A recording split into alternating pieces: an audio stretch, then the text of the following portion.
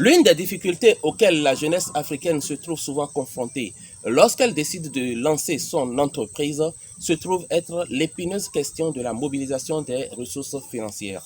En un mot, comment faire pour pouvoir mobiliser le capital dont nous avons besoin pour pouvoir créer une entreprise. Dans cette vidéo, donc, et pour la petite expérience que j'ai, je vais donc partager avec vous 5 sources de financement auxquelles vous pouvez avoir recours lorsque vous décidez de lancer ou de créer votre entreprise.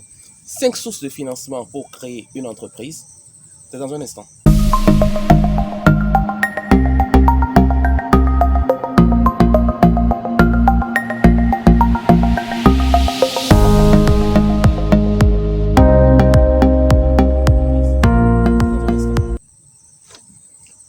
Salut, bienvenue sur Insertion Pro, une nouvelle vidéo aujourd'hui et je vous informe si vous êtes à votre toute première visite ici, que nous parlons ici bien entendu de tout ce qui peut aider la jeunesse africaine à sortir de la précarité et du chômage. Si vous êtes à votre première visite, je vous invite à poser les 2 bons premiers gestes. Le premier, c'est de vous abonner, d'activer la cloche de notification pour être informé régulièrement des vidéos que nous partageons. Et la deuxième chose, bien entendu, c'est de partager cette vidéo, de faire connaître l'existence de cette chaîne à toutes ces personnes qui sont en situation de précarité ou de chômage, parce que chacun de vous a sa partition à jouer dans le recul du chômage en Afrique. Salut, bienvenue sur Insertion Pro. Comme je le disais dans mon introduction, nous allons parler aujourd'hui de 5 sources de financement auxquelles la jeunesse africaine pourrait avoir recours lorsqu'elle décide donc de mobiliser le capital dont elle a besoin pour pouvoir lancer son entreprise. Première source de financement, donc, je vous propose les amis et le cercle familial. Lorsque vous avez besoin, donc, pour la toute première fois, par exemple, de créer une entreprise, vous avez comme source de revenus que je vous propose le cercle familial, ça veut dire les parents et autres, et ensuite les amis, ceux-là avec qui vous parlez tout le temps. Donc, vous avez la possibilité donc de faire recours à ces personnes-là qui peuvent, bien entendu, vous aider à mobiliser ce capital-là. Ils peuvent sortir cet argent de leur propre poche, comme ils peuvent avoir, je ne sais pas, avoir recours eux-mêmes à des crédits, à des dons et autres, tout ça là, pour pouvoir quand même vous trouver, vous, le capital dont vous avez besoin. Donc, lorsque vous décidez de créer votre entreprise, faites aussi recours à ces genres de personnes-là, ou bien à ce cercle-là, le cercle familial et le cercle d'amitié. Faites recours à ces personnes-là pour pouvoir voir dans quelle mesure ces personnes pourraient vous aider dans la mobilisation du capital. Deuxième source de financement auquel vous pouvez avoir recours, il s'agit donc des tontines.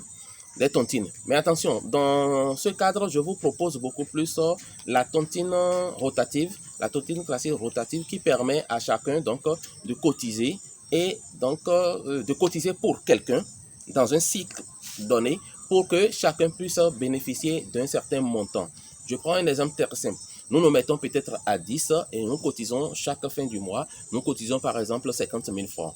Donc, lorsque nous cotisons à 10, 50 000 francs, ce qui fait bien entendu 50 et 500 000 francs CFA. Les 500 000 francs CFA sont alloués à une personne pour pouvoir lancer, elle, son entreprise. Donc, selon les affinités ou selon certaines règles préétablies, vous avez donc une liste de ramassage qui peut se faire. Bien entendu, vous avez accès à d'autres tontines, mais ces tontines ne vous aident pas trop dans ce cadre-là, dans le cadre de la mobilisation du capital. Je ferai bien entendu une prochaine vidéo pour vous parler des différentes tontines auxquelles nous faisons face en Afrique et les meilleures tontines qui peuvent vous aider donc en tant que futur créateur d'entreprise. Parenthèse fermée. Donc, vous avez la possibilité de faire recours à des tontines. Et parlant donc de tontines, prenez la peine donc de souscrire beaucoup plus à des tontines rotatives. Mais attention, lorsque vous voulez vous lancer dans une tontine, il y a 3 mots. Il y a 3 mots auxquels vous devez toujours faire attention. Ou du moins, il y a 3 mots dont vous devez toujours vous souvenir. Il y a, première chose, la confiance. Deuxième mot, il y a l'intégrité. Troisième mot, la loyauté. Vous devez comprendre que ces 3 mots-là doivent intervenir forcément lorsque vous voulez réussir ce type de tontine. Donc, deuxième type de source de financement auquel je vous convie, c'est celle qui concerne donc la tontine.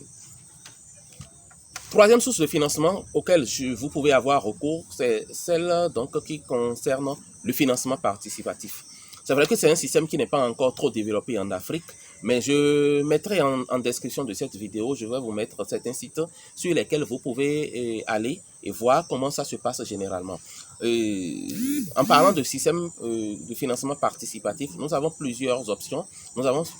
Mais l'option que je peux vous expliquer rapidement ici, c'est celle qui concerne donc des éventuels bailleurs, des particuliers, hein, des personnes de bonne volonté qui ont envie simplement de mettre leur argent dans une idée novatrice, dans une idée qu'elles trouvent quand même assez innovante, assez bonne. Vous voyez, c'est des gens qui donc sont prêts à injecter leur argent dans votre business sans peut-être même vous connaître, sans généralement vous connaître et sans aussi retour. Ils n'attendent pas de vous de rembourser cet argent. Il est vrai qu'il y a d'autres formes de financement participatif qui vous disent simplement que ce sont des prêts qu'on vous fait pour pouvoir faire. Donc, à chaque type de financement participatif auquel vous pouvez avoir recours, il y a des conditions, il y a des critères auxquels vous pouvez faire face. Donc, c'est à vous donc d'aller sur cette plateforme-là, je les mettrai en description de cette vidéo, d'aller sur certaines de ces plateformes-là, de voir comment ça se passe et si ça vous tente de vous y lancer. Quatrième source de financement auquel vous pouvez avoir recours, il s'agit donc maintenant des institutions financières et des banques. Je parle des institutions financières en termes de microfinance, en termes d'institutions de microfinance, et je parle des banques.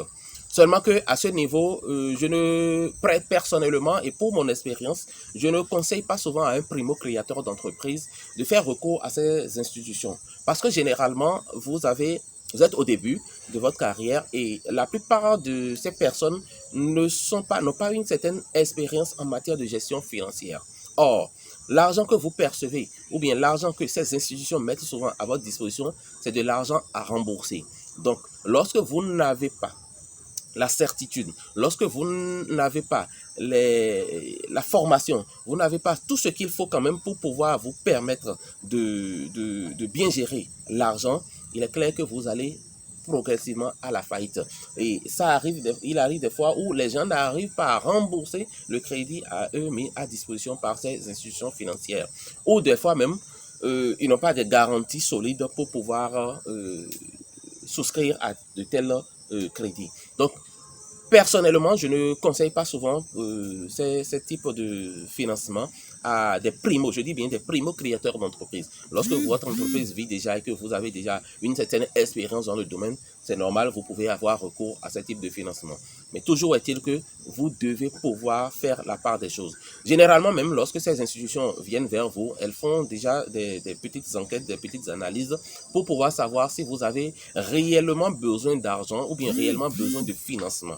Ou bien, lorsque par exemple vous exigez un certain montant, ces institutions ont la possibilité à travers des analyses, à travers des études qu'elles font, elles ont la possibilité donc de savoir si le besoin de financement est réel. Si vous pouvez demander par exemple à avoir peut-être 3 millions, pendant que après leur analyse, eux, ils constatent que vous avez besoin jusque de 1 million ou de 500 000 francs.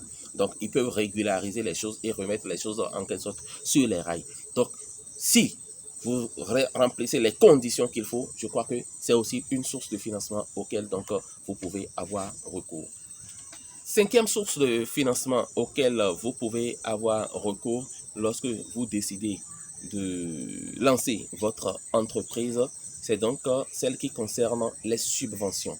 Les subventions. En fonction de votre idée d'entreprise, certains États, certaines institutions, pas des institutions financières bien entendu, peuvent décider simplement d'accompagner. C'est-à-dire, c'est des institutions qui sont beaucoup plus orientées dans le développement des activités de jeunesse. C'est des institutions généralement qui ont envie quand même d'accompagner tout ce que la jeunesse africaine ou tout ce que la jeunesse veut faire et pour pouvoir, qui aura du moins un impact sur la population. Donc, vous pouvez bénéficier soit de ces subventions-là, soit de votre État, vous pouvez bénéficier de ces subventions de la part de vous, de votre gouvernement, de votre État, ou même des institutions internationales qui trouvent votre projet, votre idée assez porteuse et capable d'impacter, je dis bien capable d'impacter une grande masse de la population. Donc, c'est à vous de voir comment vous pouvez faire. Il y a des institutions qui sont prêtes, il y a des institutions qui lancent des fois ces appels à financement, à subvention, pour pouvoir donc vous accompagner dans le développement de votre entreprise, de votre idée. Donc, c'est aussi une source auquel vous pouvez avoir recours lorsque vous décidez de lancer votre entreprise. Je viens donc de vous présenter 5 sources de financement auxquelles vous pouvez avoir recours. Dans les commentaires, merci de nous préciser si vous avez eu recours à d'autres sources pour pouvoir financer votre entreprise. Merci de nous les mettre en commentaire pour que nous puissions faire bénéficier aussi de votre expérience à tous nos spectateurs, à tous ceux-là qui nous suivent au quotidien. D'ici là, je vous souhaite simplement plein succès et que les milliards pleuvent sur vous.